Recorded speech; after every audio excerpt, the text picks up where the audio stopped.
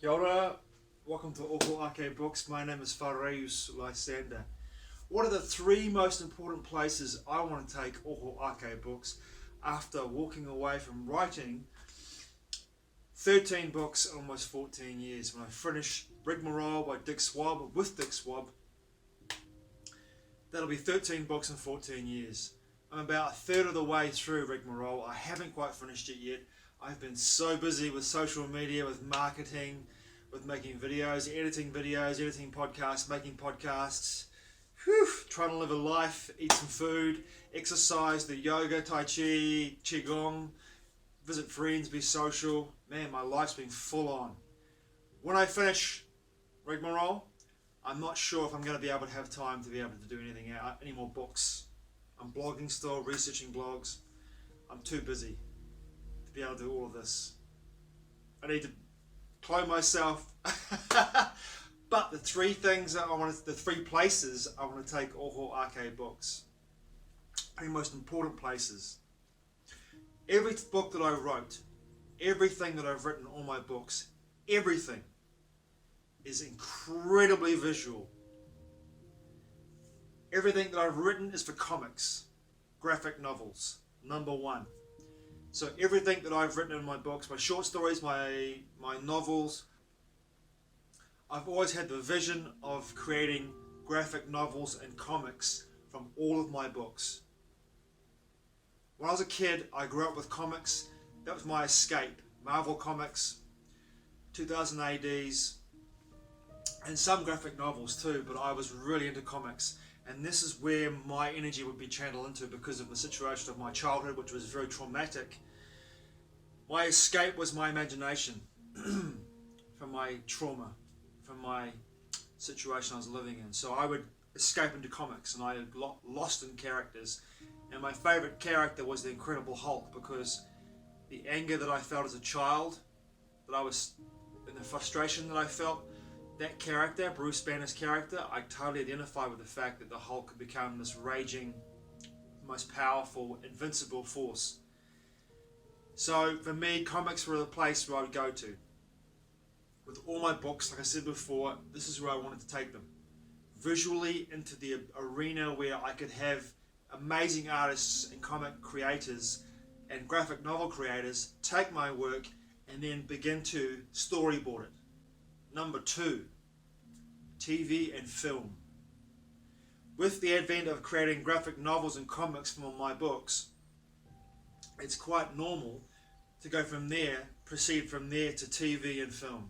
Now TV has become the new film. There's been some amazing TV series being made on various platforms, cable platforms, pay-per-view platforms, and TV as well, TV networks. Incredible work. Take Entwined. Make Entwined into a TV series, 4 or 5 parts long. From there you've got 6 collections of short stories that you could make into 6 seasons of TV series. Every story, 11 episodes per season. Say no more. Movies, Sanctum, Entwined, United, Rigmarole, could all be movies. Number 3, poetry and music. Throughout the short stories and the beginning of the chapters of the novels as well, I write poems to introduce a chapter, to give you a synopsis of what the chapter's about. So in all my books, you read the first chapter, or I read a chapter I should say, at the very beginning of that chapter you'll find a poem. The poem will tell you what's going to happen in that chapter.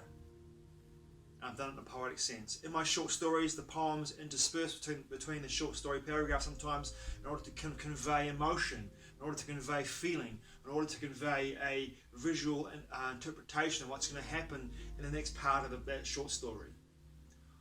And for me, taking poems and working with artists and musicians to create a combination of spoken word poetry with emotive music, cinematic music, atmospheric music, ambient music with my poetry is where I want to go with Oho Ake. Now I'm beginning to work with a character called John Kingston, a box of hammers. I wrote this book last year called A Genesis of Mine. about my experience in 2020. And every month there's 12 poems in the book, well, in the collection. And every month has a different interpretation of that month for me personally, what I was going through in my life, if I was feeling, what I was experiencing, what I was perceiving, what I was immersing myself in, how the world around me, the world I was perceiving in regards to outside of myself and beyond New Zealand and into the world itself globally, what was going on and what I was seeing in my own country and how I was feeling about my situation being here in 2020.